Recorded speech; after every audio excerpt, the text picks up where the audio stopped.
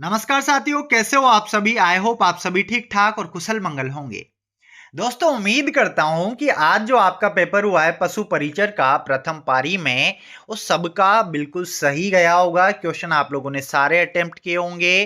तो आज के इस वीडियो में जो प्रथम पारी के अंदर जो पेपर हुआ है, जिसके अंदर आपके पार्ट बी के जो क्वेश्चन पूछे गए थे, उन सभी क्वेश्चंस के आंसर आज के इस वीडियो में आपको बताने वाला हूं। आज हम बात करेंगे बिल्कुल सही सटीक आंसर की के बारे में। तो जितने भी क्वेश्चन आपके आए थे उनको सबको मैंने बिल्कुल नंबर से लिख लिया है। तो एक एक करके हम यहां पर देखते हैं किसका आंसर क्या होगा। बट उससे पहले जिन्होंने अब तक वीडियो को लाइक नहीं किया, लाइक कर दो, अधिक से अधिक शेयर करो, ताकि अधिक से अधिक स्टूडेंट के पास सही सटीक आंसर की पहुंचे। और जो लोग चैनल पर नए हैं, चैनल को सब्सक्राइब जरूर करें, पास में जो बेल आइकन है उस पर क्लिक करें, ताकि आने वाले सभी वीडियोस के नोटिफिकेशन आपको टाइम टू टाइम मिलते रहे। पहला क्वेश्चन आपको दे रखा है, मारेक रोग है। मैरेक डिजीज किस में होता है? मधुमक्खी का है, पशुओं का है, कुकुट का है, मछली का है, अनुत्तरित प्रश्न। क्या होगा इस क्वेश्चन का राइट आंसर? तो याद रखना, इस क्वेश्चन का राइट आंसर होगा कुकुट का। जो मैरेक डिजीज है, ये मुर्गियों में होने वाला खतरनाक रोग है। तो याद रखना, इस क्वेश्चन का राइट आंसर कुकुट। जिन्होंने कुकुट लगाया उनका बिल्कुल सही राइट आंसर है। क्वेश्चन नंबर 2, गाय और भैंस में वत्स जनन के समय होने वाले मिल्क फीवर के लक्षण क्या है? इस रोग को दुग्ध ज्वर, इस रोग को प्रसवकालीन आदि नामों से हम जानते हैं। तो कारण क्या है, लक्षण क्या है मतलब? ऑप्शन नंबर ए, रक्त में कैल्शियम स्तर घटता है, रक्त में पोटेशियम स्तर बढ़ता है, रक्त में कैल्शियम स्तर का बढ़ना, रक्त में पोटेशियम स्तर का बढ़ना। क्या होगा इस क्वेश्चन का राइट आंसर? तो याद रखना, इस क्वेश्चन का राइट आंसर होगा कैल्शियम का स्तर घटता है। आप लोगों को बताया था कि ये 9 से 11 मिलीग्राम प्रति सीरम होना चाहिए, जो 7 मिलीग्राम प्रति 100 ml सीरम रह जाता है। तो अचानक से कैल्शियम की कमी हो जाती है, क्योंकि दूध में, खीस में कैल्शियम काफी ज्यादा बाहर आ जाता है, आहार में भी कमी हो जाती है। तो याद रखना, वत्स जनन के पश्चात जो मिल्क फीवर होता है, जिसको दुग्ध का बुखार या प्रसवकालीन रोग हम बोलते हैं, इसमें कैल्शियम का स्तर घटता है। क्वेश्चन नंबर 3, कुकुट पक्षी को पिंजरे सिस्टम में पालने के लाभ क्या है? अधिक संख्या में पक्षियों का पालन किया जा सकता है, स्वच्छ अंडों का उत्पादन किया जा सकता है, परजीवी रोगों का नियंत्रण किया जा सकता है, उपयुक्त वातन की सुनिश्चितता। तो क्या होगा इस क्वेश्चन का राइट आंसर? कमेंट कीजिए फटाफट। तो याद रखना, इस क्वेश्चन का राइट आंसर होगा, देखो इसके अंदर हम 3 से 5 मुर्गी या 3 से 5 पक्षी पाल सकते हैं। तो पहला हमारा नहीं होगा कि अधिक संख्या में पक्षियों का पालन नहीं हो पाएगा। तो इस क्वेश्चन का राइट आंसर हो जाएगा ये जो आपके ऑप्शन नंबर बी, सी, डी जो आपको दे रखा है। तो याद रखना, इसमें केवल बी, सी और डी आपका राइट आंसर होगा।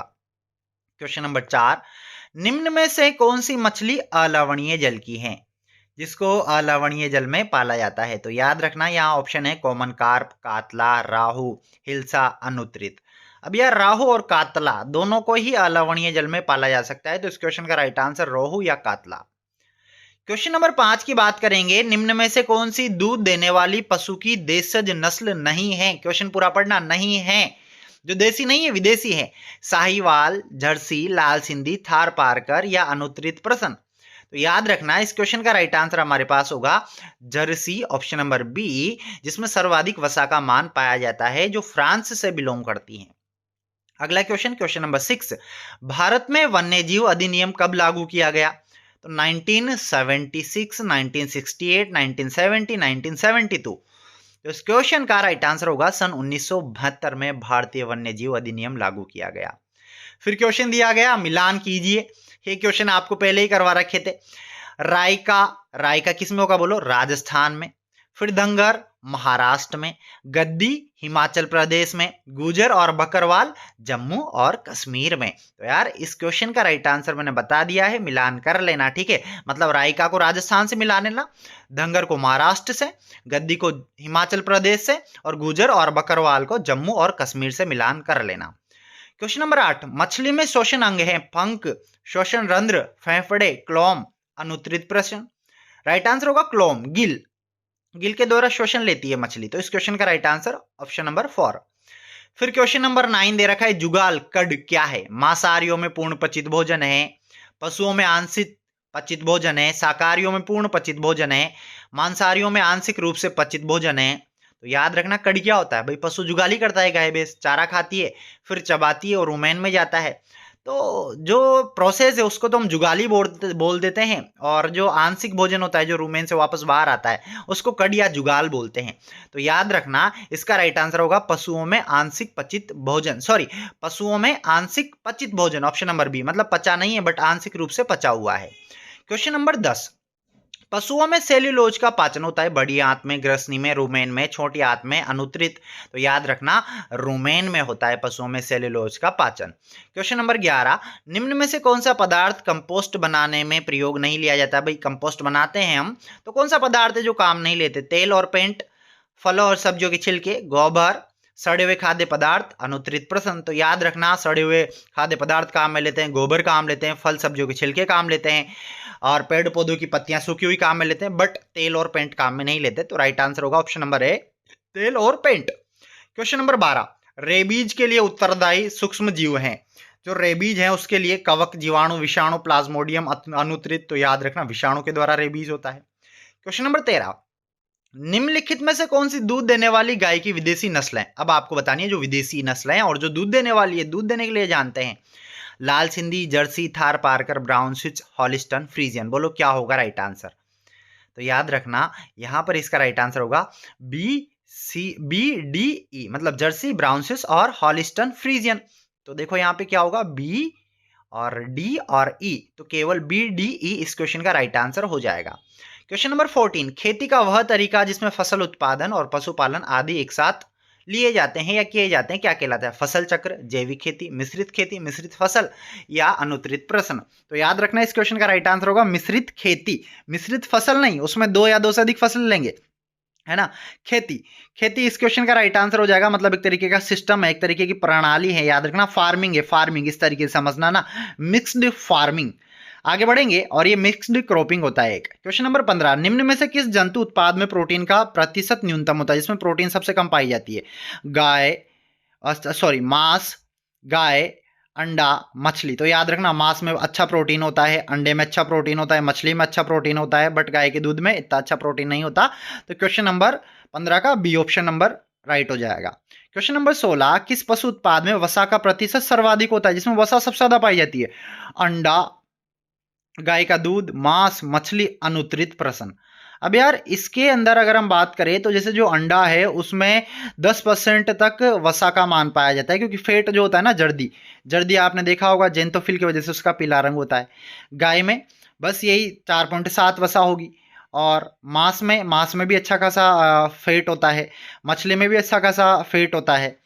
तो जहां तक इस क्वेश्चन का भी आप पेंडिंग रखना, बट मेरी तरफ से इसका जो है वो अंडा, मांस, मछली इनमें से कोई होगा इसका आंसर। क्वेश्चन नंबर 17, पशुओं का खुरपका मुंह पका रोग किसकी वजह से होता है?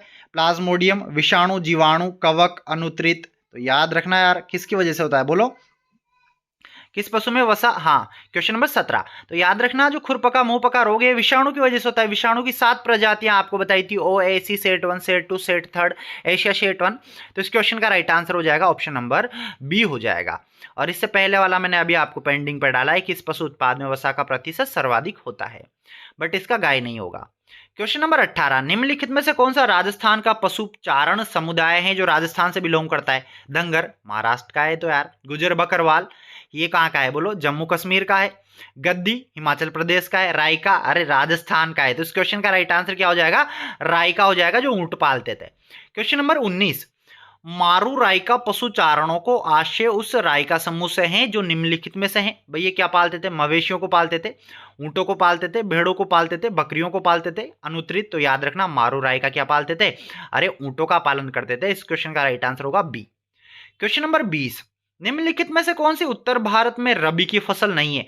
चना रबी है, गेहूं रबी है, मक्का रबी नहीं है, सरसों रबी है। तो याद रखना मक्का इस क्वेश्चन का राइट आंसर हो जाएगा। उत्तर भारत में रबी में नहीं उगाया जाता है, खरीफ में उगाया जाता है। क्वेश्चन नंबर 21, नील गाय एक प्रजाति है भैंस की, गाय की, हिरण की, घोड़े की, तो याद रखना यार, नीलगाय एक मृग की प्रजाति है, तो यहाँ पर मृग की जगह हिरण लिखा हुआ है, तो याद रखना इस क्वेश्चन का राइट आंसर आपके हिरण हो जाएगा।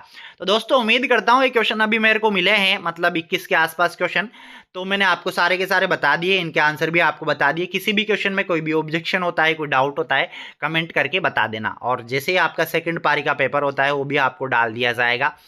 और बिल्कुल अच्छे से जो बाकी जिनका पेपर कल है परसों हैं, अच्छे से पेपर का लेवल देख ले, इतना ज़्यादा कठिन नहीं है, मीडियम है, आराम से आप कर सकते हो, क्योंकि आपको जो पढ़ाया हुआ है उसी के अंदर से आपके क्वेश्चन पूछे गए हैं। दोस्तों अगर वीडियो अच्छा लगा हो तो अधिक से अधिक लाइक करना, अधिक से अधिक शेयर करना, और जो लोग चैनल पे नए हैं चैनल को सब्सक्राइब जरूर करें, पास में जो बेल आइकन है उस पर क्लिक करें, ताकि आने वाले सभी वीडियोस के नोटिफिकेशन आपको टाइम टू टाइम मिलते रहे। हम मुलाकात करेंगे अगले वीडियो में, तब तक आप सभी को मेरा राम राम, नमस्कार, जय जवान जय किसान, जय हिंद, बाय बाय, और अगले पेपर के लिए all the best, best of luck.